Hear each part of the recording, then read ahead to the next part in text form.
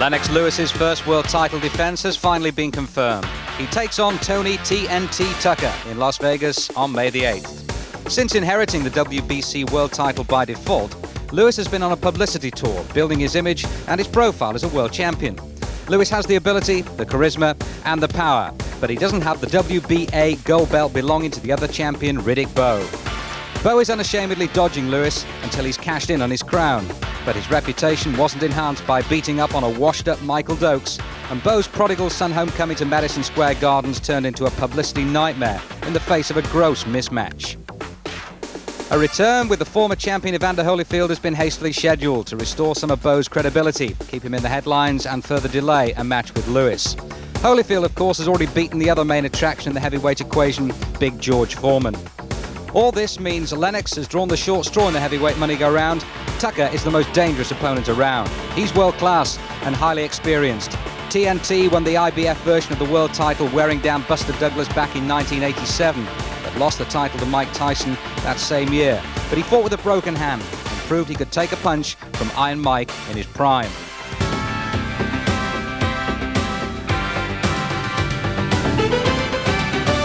This is Sky Sports, a part of the British Sky Broadcasting Network.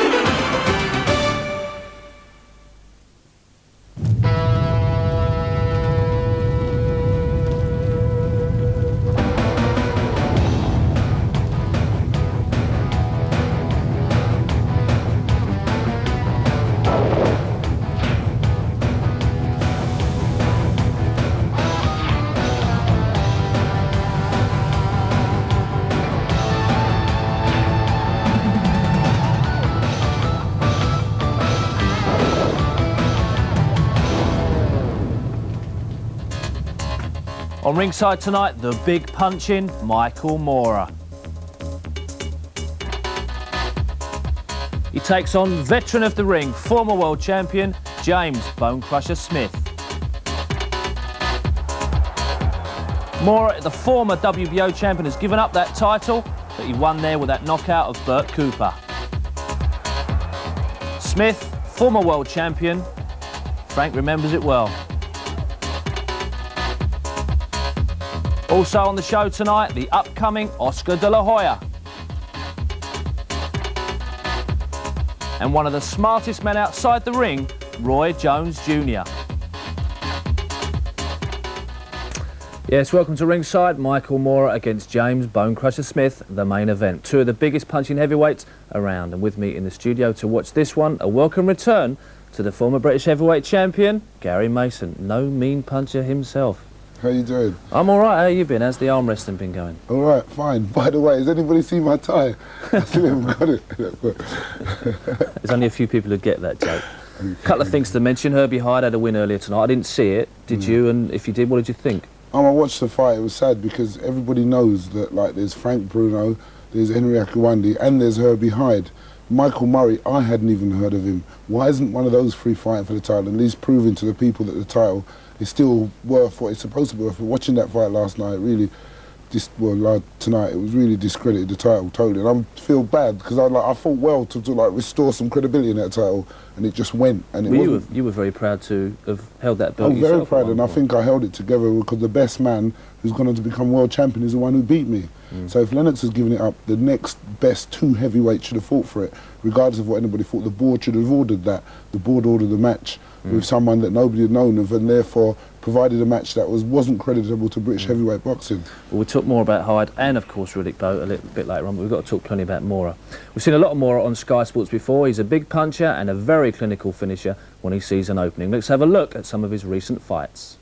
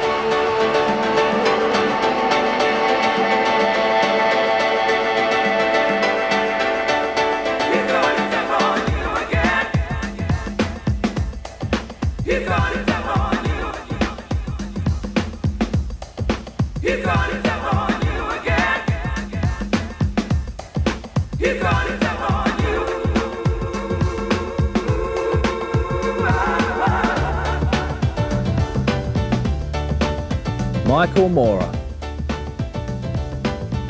Will he be 31 and 29? The Americans think it's a question of power.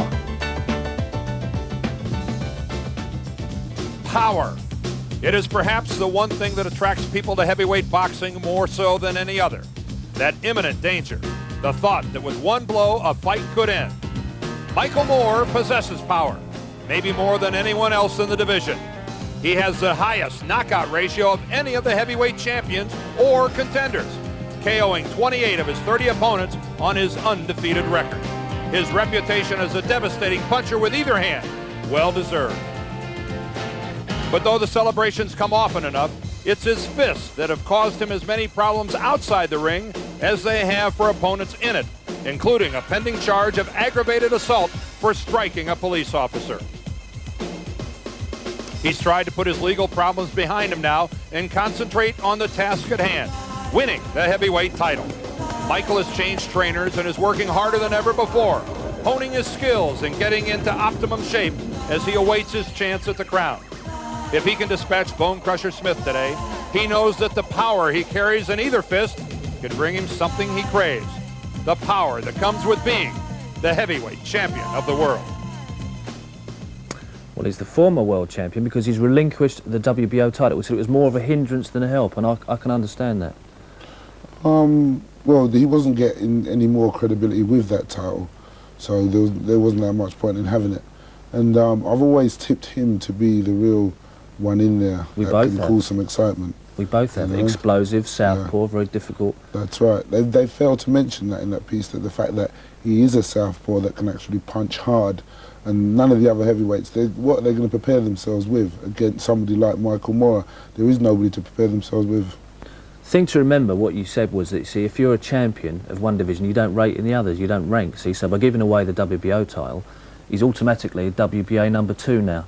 Yes. So it's far, far beneficial to have done that. Yes. Roy Jones Jr., big puncher. He's one of those fighters that he's got it all there. Good mover. Long arms, good style, good punch. I mean, this man was, you know, he's no mug. Very different frame, tall, rangy. Yeah. Difficult to get to, but with his speed. And the reach, the length of his arms. Because I'm sure that he's catching that guy with punches that the guy doesn't think can hit him. Ooh.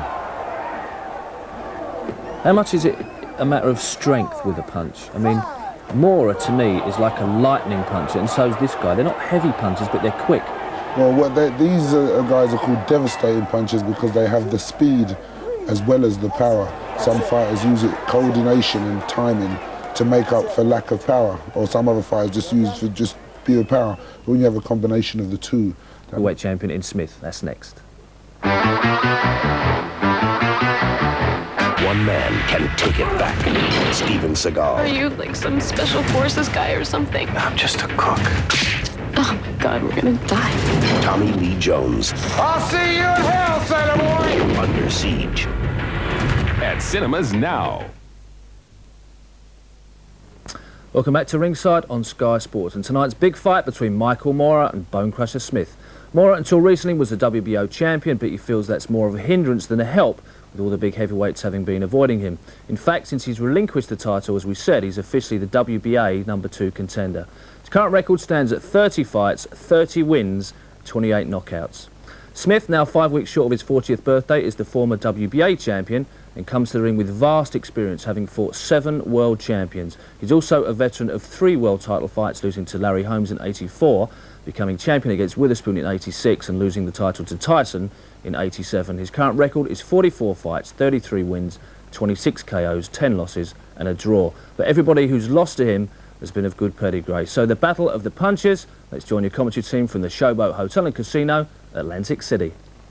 All right, let's go to the tail of the tape and check the numbers on these two fighters, and you're going to find all the big numbers are on the right side. They belong to Bone Crusher. The age, the weight, the height, and the reach. 14 years the senior of Michael Moorer, but certainly Moorer the up-and-comer of the two. The rules today, we are in New Jersey, so their state athletic commission rules will be on a 10-point must system. The 3 knockdown rule and the standing 8 is in effect. The fighter cannot be saved by the bell in any round, and the doctor in charge can indeed stop the fight at his discretion. And Frank Cappuccino who's worked so many of our fights before, is the man in charge today. We await the bell. 25-year-old Michael Moore and 39-year-old Bone Crusher Smith. Certainly one of the great nicknames in boxing history, Bone Crusher. I asked him yesterday, who gave you that name? And he said, I did. There were an awful lot of Jim Smiths running around. Yeah, and it was a tremendous move because I really think it's an attitude, it's attractiveness. You see on the left of your screen Michael Moore in the southpaw stance. I mean, you've seen a lot of southpaw fighters, especially in the last couple of decades, but it is extremely unusual to see a southpaw heavyweight. Only 2 southpaws in history have ever fought for the heavyweight title, Dan. And I was talking to people, a lot of people have been around the sport longer than I have, asked them who was the best southpaw heavyweight of all time. There's never been one as a champion. And they said they really had no idea. It turns out a lot of people picked Michael Moore, of all things, as the best southpaw heavyweight ever. It's hard to believe. For those of you that were wondering the answer to that trivia question, the 2 southpaws were Carl Mildenberger and Richard Dunn, both of whom fought Muhammad Ali. Both got knocked out. Yes. Always a problem when a southpaw fights a right-handed fighter about their lead feet stepping on one another. Get off, get off. We've already seen it a couple times with these 2. We talked about the aggressiveness in the beginning. You see the respect that both men have for each other. I really expected Michael Moore to come out quicker. But he is defensive-minded, as we talked about. There he A good right-hand counter from Bone Crusher. But Michael did lean back from it. That one was blocked by Moore's glove, but look at the, there's some power when Bone Crusher is throwing these punches. Get off. There's nothing like being at ringside when the big guys fight. The audio when the punches land is so noticeably different from when the smaller guys are in there. That's more of a pawing jab from Moore. Exactly right. It's like a measuring jab, and that really is a shame because Michael Moore, when he snaps that right jab, has a tremendous right hand. He is a natural right-hander in most things, and you would expect him to have big power in the right hand, as a hook or as a jab. The Bone Crusher's power is right there with that right hand. Oh, a good counterpunch by Moore coming back. Didn't land flush, but it forced Bone Crusher to hang on. Michael Moore is still very dry. He was not warmed up to the point where he was perspiring freely, and even now, with under a minute left in the first round, still has not really broken a sweat. You see Michael Moore holding his hands up well. You might say, well, gee, that's George Benton and Lou Duva. His new trainers have taught him to do that. That's really not the case. Good right hook there by Michael, just missed again. That's not really the case. Michael has always held his hands up well. The problem is he didn't move his head, so people could put the right hand right down the pipe and hurt him. He's been hurt a number of times. He's been down, as we said, 3 times in the last 3 fights, most notably to Bert Cooper. Get out of here. And he's just got to find a way to make people miss that right hand, to get his head out of the way. Well, there was a concern that maybe Bone Crusher would choose to fight with the same strategy that he used against Mike Tyson, where he hung on. Not the case. He came to fight today. Bell.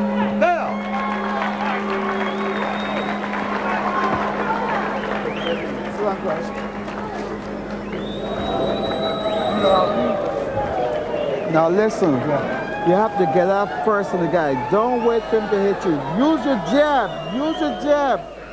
I know you're seeing what to do, but Okay. You're thinking good out.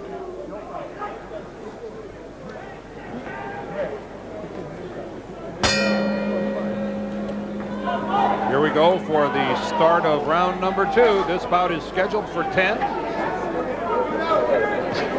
Michael Moore on the left in the black trunks. Bone Crusher wearing the red with the white trim. Of course, Bone Crusher, one of the more recognizable figures in the heavyweight ranks. He's been on the scene for a long time. And one of the most likable people in boxing. We talked about Michael Moore trying to become the first southpaw heavyweight of all time.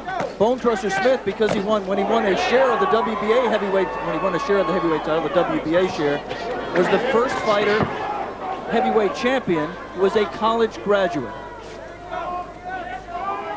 And his right hand, when it lands, whether it be on the glove or the arm of Michael Moore, is rocking Moore back.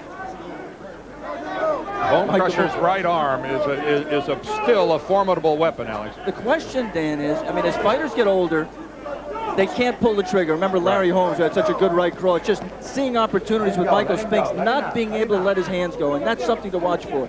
The power's no good if he can't land it. There, he let it go, but he was way out of range. And Michael Moore moved backwards well.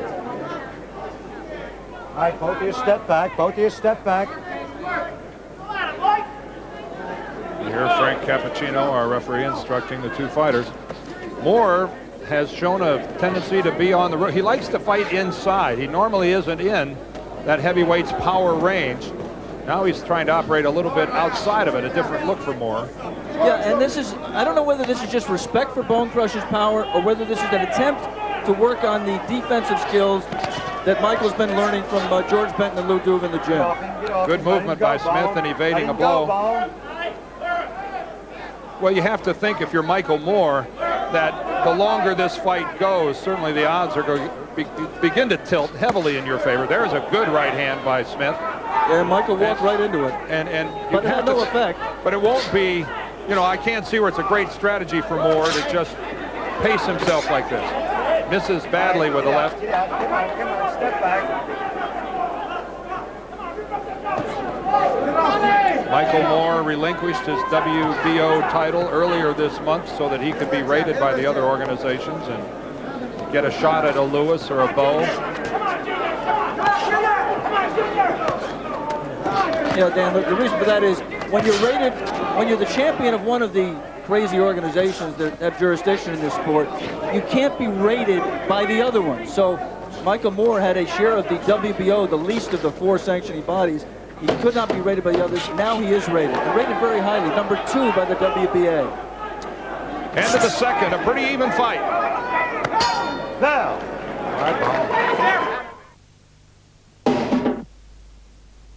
All right. Keep the jab going. Snap that jab. Good defense.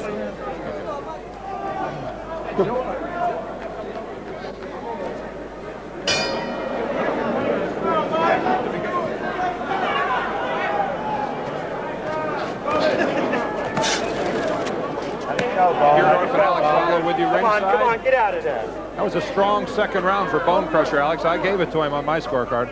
Yeah, really not a lot of meaningful blows landed by either man. They've been 2, I think, tough rounds to score.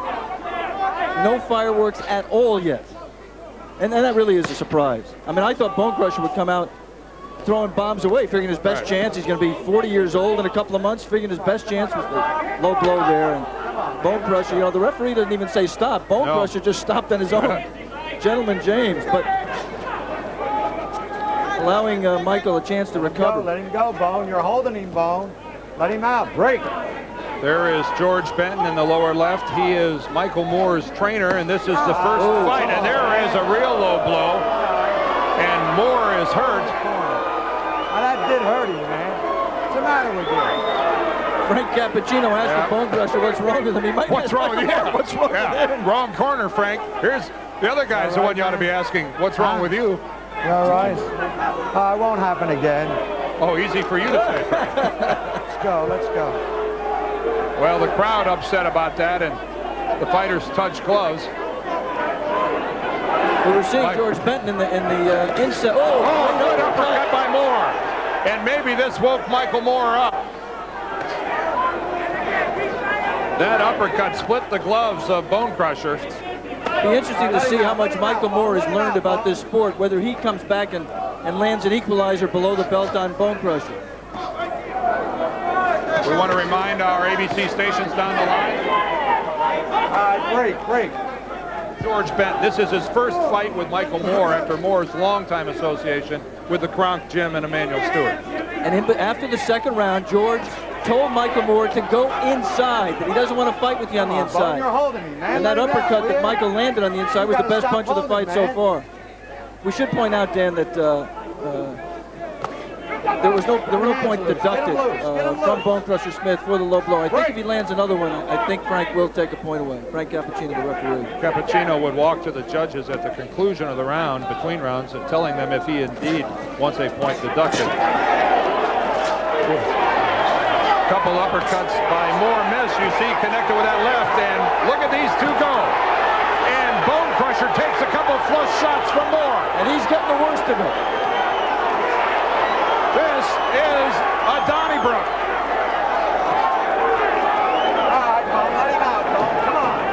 Got to stop holding, man. We'll return after a word from our ABC station. Don't go anywhere. Gary, while they've gone to a break, I mean, that was tremendous to see them trading blows. Do you think that's what Moore's got to do to win this? Well, Michael Moore has been doing the right thing so far. Bonecrusher Smith's a much bigger and stronger man. So he's stayed on him for 2 rounds, hoping that the most heavyweights tire towards the end of the third. So he should start tiring now, and now should be the time for Michael Moore to step up and start matching him with heavy blows. You gonna do that again for me? Tremendous action. Remember Bonecrusher Smith, one thing was not, oh, there was that low blow. It was a very, very low blow and deliberate as well. And coming from Bonecrusher Smith, that must have hurt. But I would expect him to tire, being the older man by some 14 years, and I would expect Moore to just step it up now. Yeah, well, no, that should be the case, but what we must not forget is that Bonecrusher Smith is a puncher, and punchers should be respected at all times. If Michael Moore now makes the assessment that the danger's gone, he's in trouble. All right, let's go back to Dan Dilf and Alex Waller.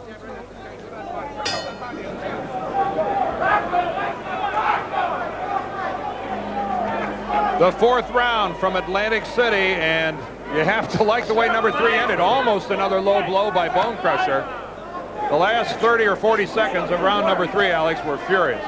Yeah, I mean, Michael Moore really asserted himself for the first time. There were exchanges, but Michael clearly got the better of the exchanges, and Bonecrusher looks still the worse for wear. We should point out about the low blows, Dan. I think one thing that Bonecrusher Smith has learned in his 13 years as a pro, and he learned it very late, is that he cannot stand straight up and get leverage.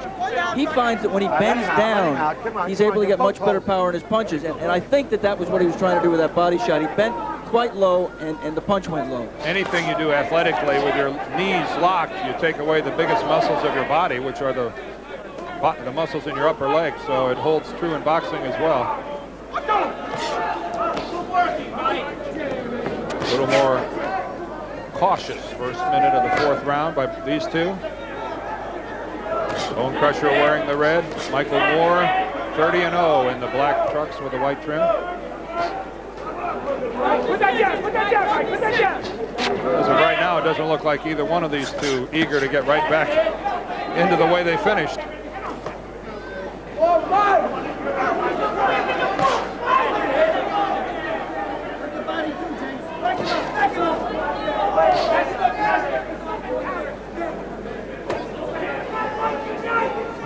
This is a deep breathing session by the two. Yeah, I think a lot of people would question why Michael Moore didn't come out, having hurt Bonecrusher Smith in round 3, why he doesn't come out and jump on him. Michael is very deliberate. He is very patient. Some people think he's plotting. I mean, that he just doesn't have enough fun. Oh, good right hand. Boy, and he snuck it over the left of Bonecrusher and landed flush on the jaw. Yeah, do not put out a lazy left hand when you're fighting Michael Moore. He's a southpaw. His right hand is right there to hit you with, and he will punish you for that mistake.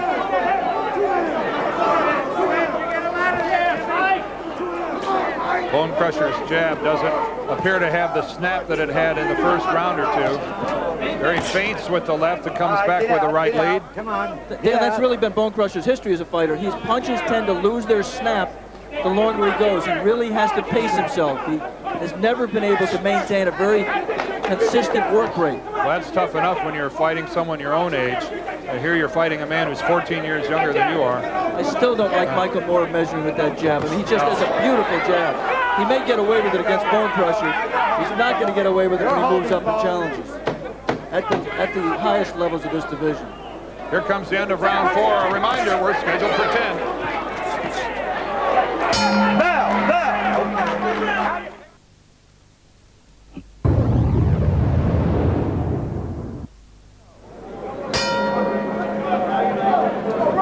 Welcome back to ringside here in Atlantic City. This is the 5th round, and it has been a good performance by both Moore and Smith here on our Quaker State Boxing Series. Michael Moore's punches here in the 4th and the 5th round have become sharper. Bonecrushers have probably deteriorated somewhat. Good left to the body by Moore. Except for some fireworks in round 3, Dan, it really has been a fight that has not had meaningful action. Very few meaningful punches. Good right half uppercut in there by Michael Moore. You know, you have to remember that Bone Crusher Smith, that left cross. Saw that left rock the head of Smith back. That Bone Crusher sometimes gets intimidated by his own admission. He was intimidated against Michael Tyson, another hard-punching young Mike. And turned in a performance that ranks with one of the worst in heavyweight boxing history. Right, and he said, I was definitely intimidated. And you wonder, having been hit a few times like with that left hand, whether he is in a survival mode right now, where he's just thinking about surviving this and not about winning it. Well, the devil's advocate question would be, does Michael Moore hit with the same intensity that Mike Tyson hits? And that's, they certainly, you can get a lot of discussion on it, but for a man who has not been a heavyweight for very long, you'll find an awful lot of people that will tell you he is the most powerful puncher in the heavyweight division. Yeah, as long as Mike Tyson's in jail. Yeah.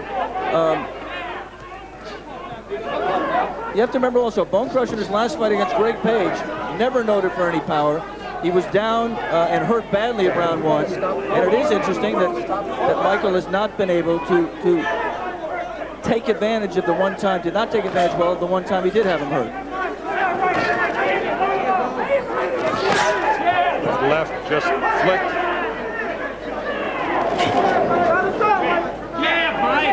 Still, it's a very cautious approach by Michael Moore. Let him go, let him go, let him out. Just doesn't give you the impression of a man who lets his hands go freely, Alex.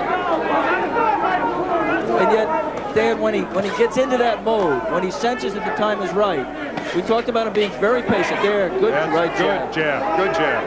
He's very, very patient. When he lets your hands go, he'll make you totally forget this kind of mechanical performance. There's another good jab, and he is starting to get the mark. You saw the last time he scored with a double left, one to the ribs and then another one up top. Michael Moore, an accurate puncher, beginning to find the range here at the end of the 5th round on Bone Crusher Smith. We'll be right back.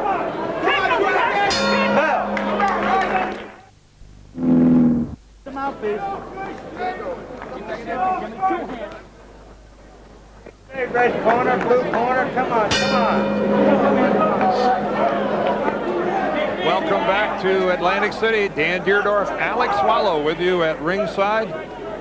The 6th round just beginning of a scheduled 10-round heavyweight fight between undefeated Michael Moore in the black trunks, Bone Crusher Smith in the red, and Michael Moore, the up-and-coming undefeated heavyweight, trying to earn his way to fight in a good left hand by Moore.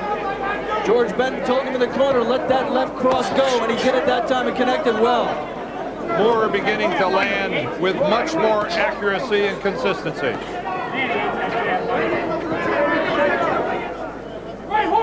Bone Crusher had success in the first 2 rounds by throwing the big right, but we've seen very little of it since.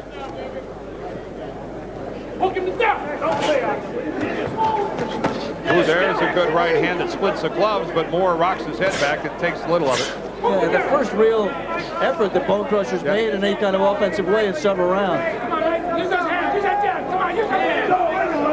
Two hands, two hands. Come on, let him go, let him out. Come on, come on, come on. Two hands, two hands. That's a jab. Little pity-pat jabs by Bone Crusher, and then just a pathetic sweeping left. Nothing on it at all. Well, Bone Crusher is pretty straightforward in talking about that George Foreman is his idol, that he's I guess, in love with the fact that George has made a comeback and has made millions of dollars. There's a good right hand by Smith. And he says, why can't I get a piece of that? He says, I'd love to fight George Foreman. Well, one reason is because you can't win fights without throwing punches. Bone Crusher knows that. He's smart enough to know that. He should be. He also should be smart enough to remember the lesson he learned in the Tyson fight. He grabbed and grabbed and grabbed for 11 and a half rounds, and then with 8 seconds left in the fight, he threw a punch, a right hand that put Tyson on Queer Street, and you just had to think what might have been had he thrown punches, if you forgive the cliched expression after the Tyson career, with bad intentions. He just is not doing that. Well, now he goes southpaw for a second, then he goes back orthodox. If he really wanted to build up a lofty record, he should have learned another thing from George Foreman, and that's who you fight. George Foreman would never fight Michael Moore. That's correct. But George, I mean, Bone Crusher does not have the unbelievable magnetic appeal that George Foreman has developed for himself.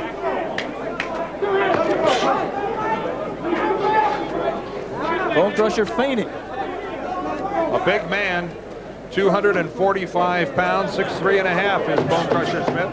Michael Moore looks much smaller because he is 6'2", 218. This is the end of round number 6. Are we? He's fit for you. Let's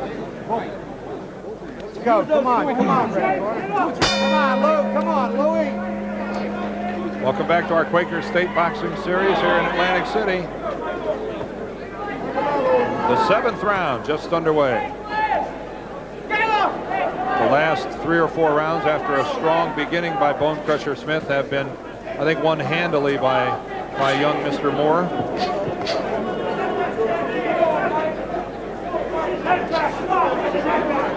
Yeah, Michael might have won every round. I gave him Bone Crusher the second just by a hair. Oh, another low punch. That was very close. Here comes Frank Cappuccino with another warning. Oh, let's go. That's doing Michael Moore a precious little good. Get out. Break. Really no meaningful punching, Dan. Pawing jabs by both fighters. With 2 huge men, 2 powerful men. Michael Moore in the black trunks. There's a good right hand. You just had to expect more fireworks in this. That was Another blocked. right hand. I think that was blocked. But at least it was thrown. Right. All right, break. Step back. And right now, I would assume, never having fought at 39 years old, that Bone Crusher Smith must be feeling every year of that rather advanced pugilistic age. I would. And of course you, Alex, having not yet attained 39, certainly would know the feeling. No, but I've never attained 245 pounds either. You can give me some idea of that feeling. Working in the corner of Bone Crusher Smith is Emil Griffith, one of the great fighters of all time. 5-time world champion and one of the fine people associated with this sport. And Emil had gone through some tough medical problems recently. It's great to see him back and looking terrific. All right, break. Step back. Good left hand to the body by Moore, who just doesn't seem to have had a plan. That left swept by. Well, I mean, from Michael's point of view, Dan, you have to say his plan might have been to win without taking chances against a guy whose power he respects. I think the guy who doesn't have a plan really is Bone Crusher. I mean, he's the guy who just is losing round after round after round and not seeming to exert his will in any great way to reverse that trend. Again, to the body goes Michael Moore. We're going to stay in between rounds. This fight's scheduled for 10. Another left hand by Smith gets down low. And let's listen in over in Michael Moore's corner. Mike, you loose a little bit now. Put these down. Hold up there, boy. Okay. On my left glove. Good. Rub that on. On my left glove, then.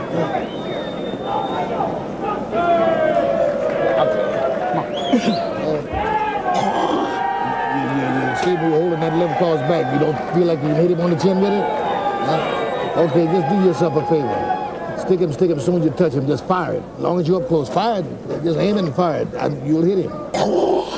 Because he slowed down. Just fire it, man. But just watch your balance. Be sure you know what you're doing. Just stick him and fire it. Let's jump across the ring to Bone Crusher's corner. Make him fight with you. Make him punch with you. You got to make him punch with you. 2 hands. Keep your balance. Keep your balance. Keep your balance. Keep your balance. Come on. Come on. You're not about to let your hands go. Let your hands go. Here's the low blow, Dan, in that round. You see it right there. It's tough to hit Bone Crusher for that one because they were tied up, and you can make a case that when you're in a clinch like that, he was being pulled down by Moore and maybe should not have been penalized there.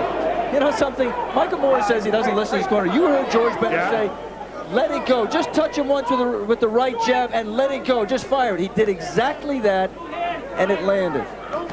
He again can't seem to stop from pawing with that jab. Rather than snapping a jab, which is always a fighter's best weapon and a great way to set everything else up. It's just a reaching out, touchy-glovey jab. Touchy-glovey, you like that? No, actually, I didn't. Yes.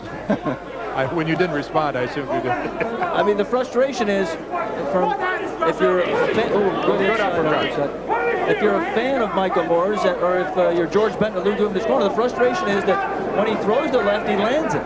You heard George Benton ask him, well, you just don't think you can hit him with the left? And Michael said no. And George said, all right, do yourself a favor. Fire out the right a couple times. As soon as it's out there, boom, cross with the left. When he did it, he landed. There, he tried it again. Well, Michael Moore certainly is his own man in the sense that he senses what is right and what is wrong, and is not much for taking other people's instruction. He feels that he has an idea. There's a good flurry by Moore. He's a bright, articulate young man, and his course is going to be his course and no one else's. Except he says that, but you saw here the first time working with George Benton and Lou Doom in the corner that he did listen to what they said and try to execute it. He just hasn't done it enough. You don't know whether he's trying to incorporate these new defensive skills or whether he just doesn't want to take chances against Bone Crusher Smith and his big reputation as a puncher. Well, we may still be seeing the effects, Alex, of those big right hands. There's another good left hand by Smith in the first couple of rounds. Yeah, we also might be seeing the effect of those right hands that Bert Cooper landed on him in their fight in Atlantic City last year, May 15th, when Michael was down in the first round, badly hurt, down in the third round. Yes, he came back to score a sensational knockout in the fifth, but he may remember that a guy like Bert Cooper, who many people feel is just a blown-up cruiserweight, had him down, and what happens if I get hit by this big monster at 245 pounds? In Bert Cooper's defense, you have to say that he did land good, legitimate, heavy shots on Moore, and the same Bert Cooper that gave Evander Holyfield all he wanted. Right, but you have to remember also, if you're a cynical, tough-minded boxing person, that was an Evander Holyfield that a lot of people still considered a blown-up light heavyweight. Here we come to the end of the 8th round. We've got a couple to go.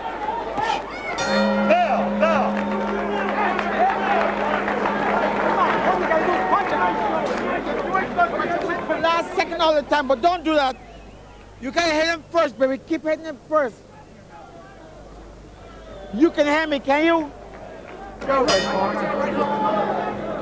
Well, Bone Crusher's corner gave him one piece of advice. It was you can rest all next week. You have 2 rounds left. This is not the time to do it. We begin the 9th round here on our Quaker State Boxing Series on our Wide World of Sports programming, and this is scheduled for an even 10.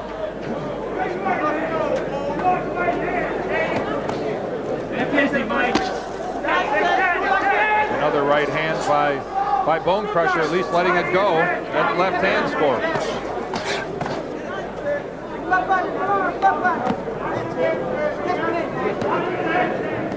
You have to remember one thing. We talked about the Cooper fight, which was in May of last year. Since that time, Michael Moore has only had one very brief 2-round fight in 10 months since then, and he just looks rusty also. I mean, it may be, just a number of factors which may be combining. We've already talked about safety first attitude. We've talked about trying to be defensive minded, and that may be another factor. It's just inactivity, just ring rust. And if this fight runs its course, it'll also be 31-0, and a W is a W is a W. That's right, but we haven't really learned a lot about Michael in this fight. Other than the fact that he's not a guy who's knockout crazy. He's a guy who's win crazy and may in fact be, in this circumstance at least, a safety first fighter.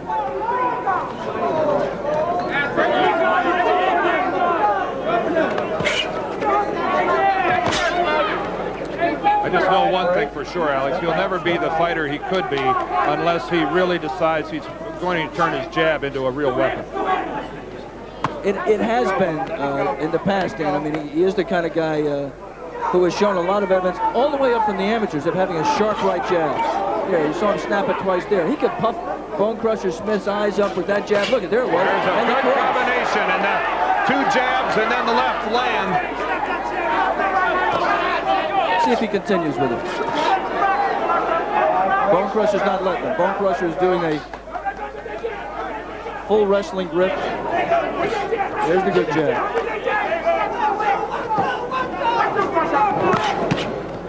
Here's another punch he just tried there, Dan, that I'd love to see him use more. Michael Moore, we're talking about on the left in the black trunks, and that's the right hook to the body. The right hand is right there. That's another one. He could get it under the elbow of the opponent, and I think, I mean, he's done it at times in the past, but I think if he did it more, he'd be even more devastating, and it would make the head more available for his punches up top.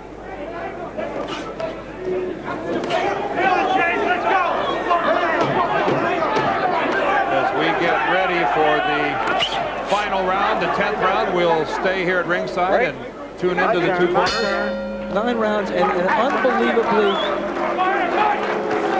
little amount of meanmeaningful punches. Now listen. Oh shit! Don't worry about it. Forget about it. Forget about it. That damn just. My water bottle. Yeah, give me the water bottle. Don't worry about your left hand. It's right there now. Should be got the one hand. Break it all. This is the last round, baby. Last round. Now hit it with jab, jab, hit it with that hook. You hear what I'm saying? Fight. You in condition. Fight.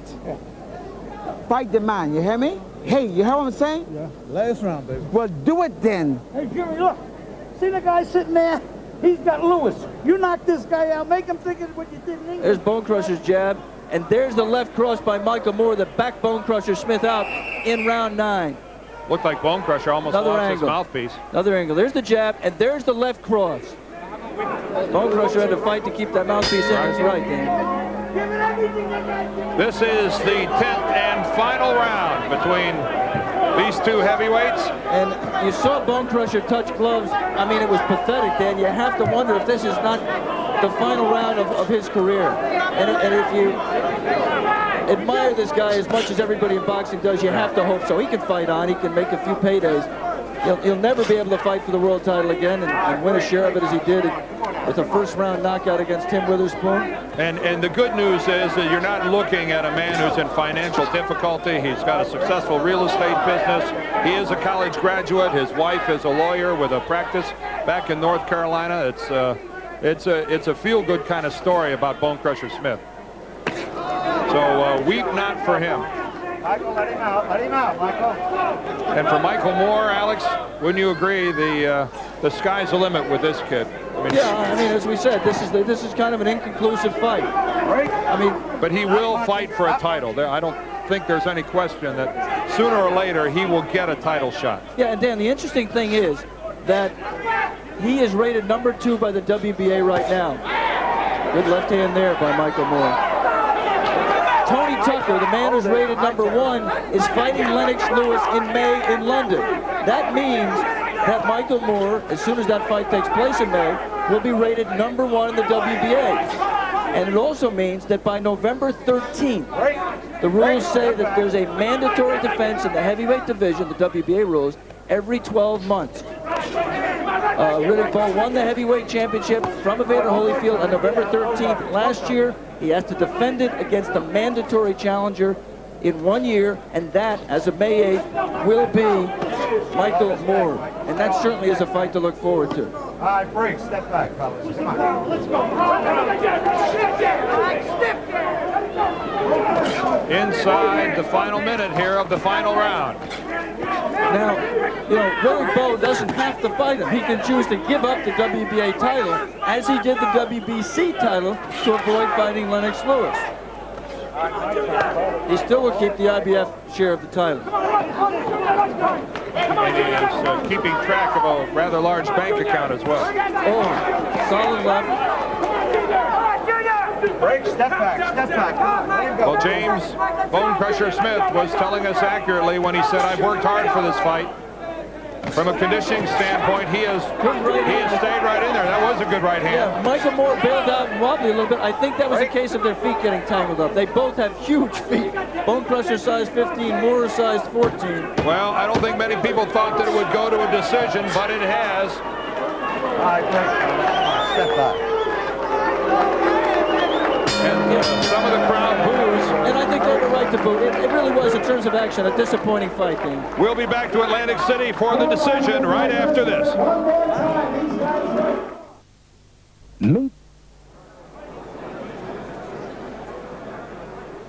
Welcome back to Atlantic City. Right now, let's go up to ring announcer Ed Darian.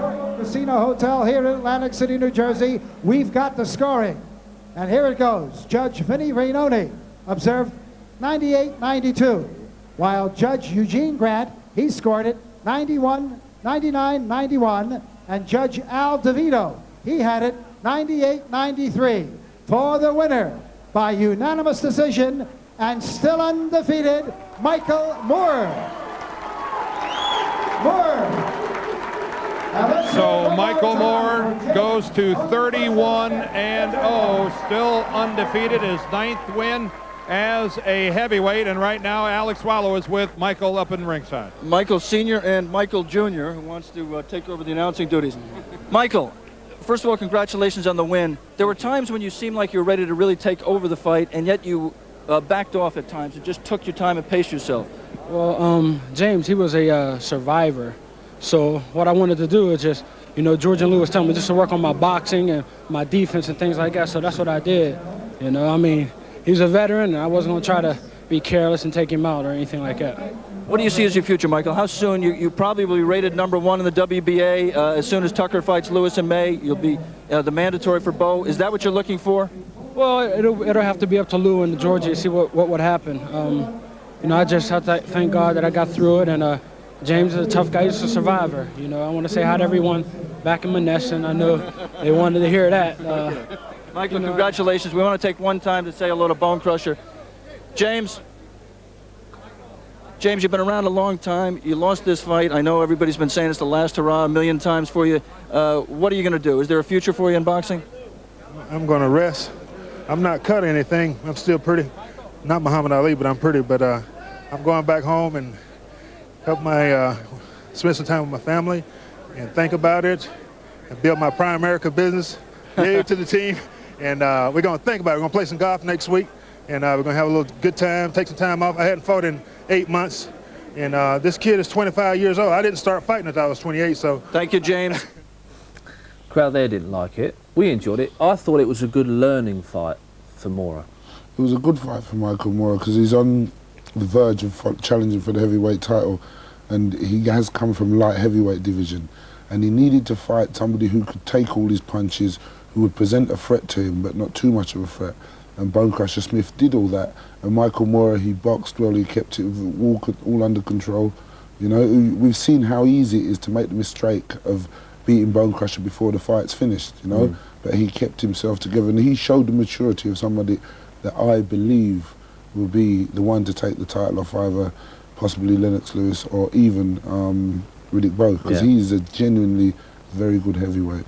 Talked about control. They kind of lost control at the end of the 3rd round. They started to tear it off there. That was the sort of major piece of excitement in the fight here. At the end of the 3rd. Yeah. Well, I always thought that Bone Crusher would try for 3 rounds where he'd be at his most dangerous, and towards the end of the 3rd he thought he'd have a go, and they started swinging.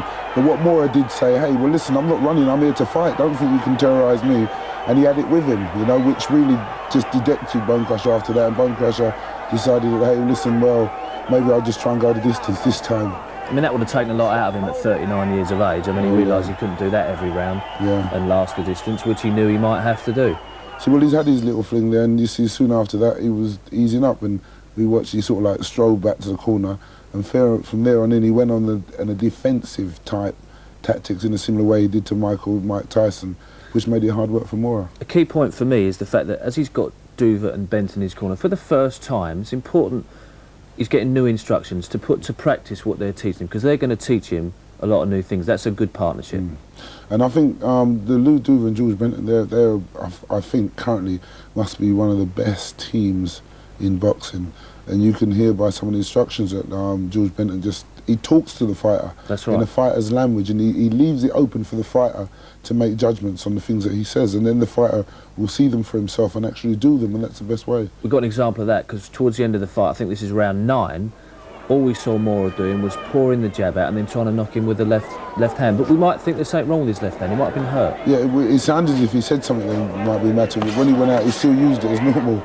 So, but that's possible, you know. But all he had to do at that stage was to keep the man at bay at a distance with his jab and look for a shot, because he didn't have to get careless, you know. He wanted the workout, because he's going to be fighting guys that size with that sort of reach, and like giving 3.5 stone advantage. It was a perfect learning fight for him. If Tyson and him ever get together, I think that will be fireworks like we've never seen before. That'll be one to look forward to. That would be one of the real classics, wouldn't it? Absolutely right. Now, from one big puncher to another, and after the break, a chance to look at one of the names of the super middleweight division, Roy Jones Jr. Stay with us for that.